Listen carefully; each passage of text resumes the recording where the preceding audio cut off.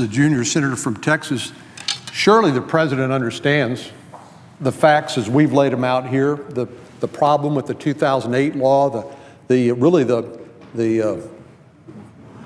flaw in that law. They've created a business model out of it because they realize that these immigrants who come across will not be detained, either the children or many adults, women traveling with minor children, because they're not adequate detention facilities.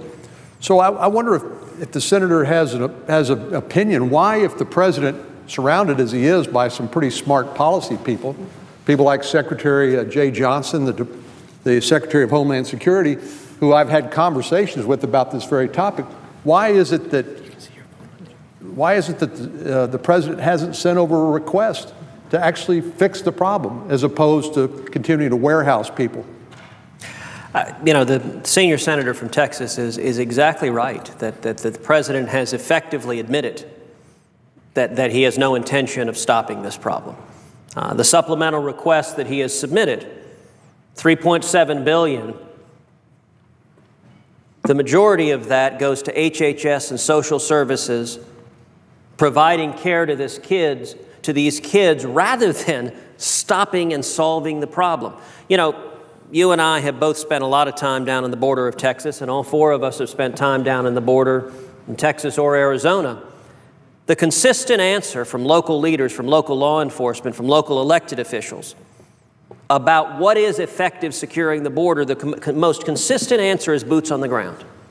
That if you want to effectively secure the border, boots on the ground, particularly combined with technology. It's striking at a $3.7 billion, a tiny percentage of that is directed towards boots on the ground. This is an HHS social services bill, and it is unfortunately a pattern we've seen with the Obama administration of bait and switch. They're calling this a border security bill. It is reminiscent of the 2009 stimulus, which we will all recall was sold to the American people. The 2009 stimulus was about building roads and infrastructure and shovel-ready projects, all of which are good ideas. And then when over $800 billion was spent by the Obama administration, very little of it actually went to roads or infrastructure or shovel-ready projects. Instead, it paid off liberal interest groups like Acorn. In this case, the administration calls the $3.7 billion border security, and yet almost none of the money goes to border security. And indeed, I would note, for all of the Democrats who are seeing this humanitarian crisis unfold, who are discovering suddenly the need for border security. And I would note, my friend, the senior senator from New York, stood on this floor as we were debating immigration last year and said, the border is secure today. President Obama stood in El Paso in 2010 and said, the border is secure today. I would note, for everyone who says now that they are focused on border security, that when the Senate Judiciary Committee was considering immigration reform, I introduced an amendment, which the senior senator from Texas supported, that would have tripled our Border Patrol, that would have increased fourfold the fixed-wing assets, the technology, that would have provided the tools to finally solve this problem, and every single Senate Democrat on the Senate Judiciary Committee voted against it.